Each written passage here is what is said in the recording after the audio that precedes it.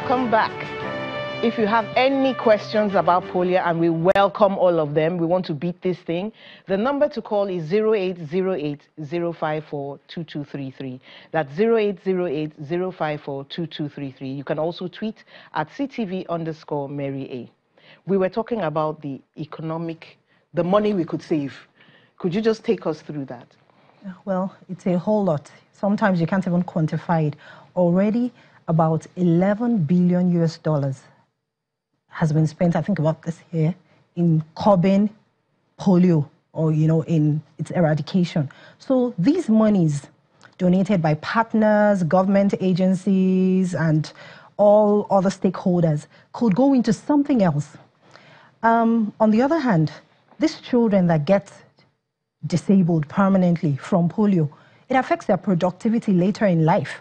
And all these things eventually translate to our GDP, and all of that. So I think that's the way polio affects our economy. Okay, so you've already outlined for us that we still have a problem with environmental cleanliness, which is really major. Are there other things we should be looking at?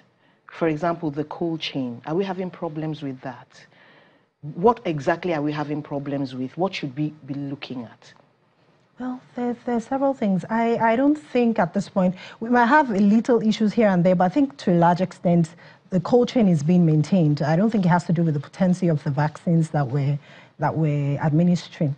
However, there are different issues, gender issues, issues with acceptability. Some gender issues? What are those? Oh, well, I actually read something about recently, the outbreak response vaccination that took place in Katsina, where a mother, on discovering that the people that came to her house were vaccinators, she had a set of triplets, two girls and a boy.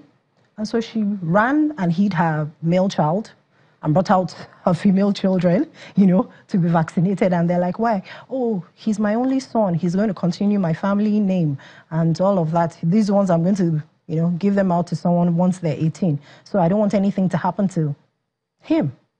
So, for whatever reason, she felt, okay, it was okay for the girls to, but the boy, no. But the vaccinators had to educate her. That is an ignorance problem, a huge ignorance problem. Exactly. And that boy, oh. No, but eventually they were able to, convince her, and she brought out the boy for vaccination. So such issues exist, about, I think in 2013, there were governors of some northern states that banned federal-sponsored vaccinations in their states, allegedly because it contained whether infertility drugs. Well, how is that now? Are people beginning to accept more that, Yes, I think so, because they're making use of political leaders, religious leaders, traditional leaders, so they're conducting advocacy. And in the local languages meetings too? To them, yes. Because that would be huge. Public enlightenment, creating awareness. This leads to increased demand for vaccination. So all these things on the part of healthcare professionals as well, enlightening them on AFP surveillance.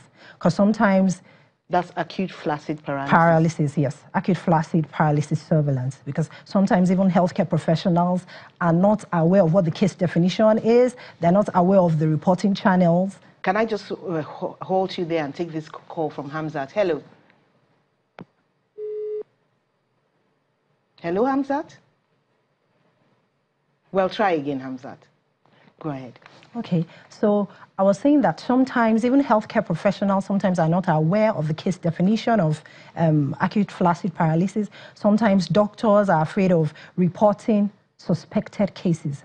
But the idea with acute flaccid paralysis is that we want to get as many cases as possible. We don't want anybody missed out. So even if it's a suspected case, report it.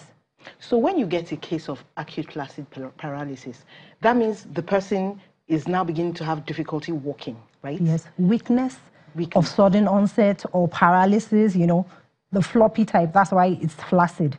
It's floppy, loss of muscle tone. Stand. Exactly. Okay. Yes. So what do you do with such a case? Oh, you every health facility is supposed to have a focal person that you're supposed to report to, and then they start the notification process. They report to the local government disease surveillance and notification officer, and they pass it up that way. Of course, they come to take samples, 2 stool samples that should be taken within 14 days of the onset of paralysis. From the general population in that area?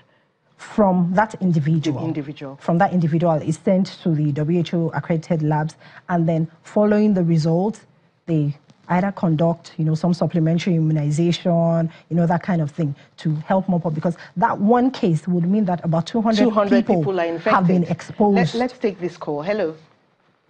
Good afternoon, ma'am. Good afternoon. What's your question? Okay.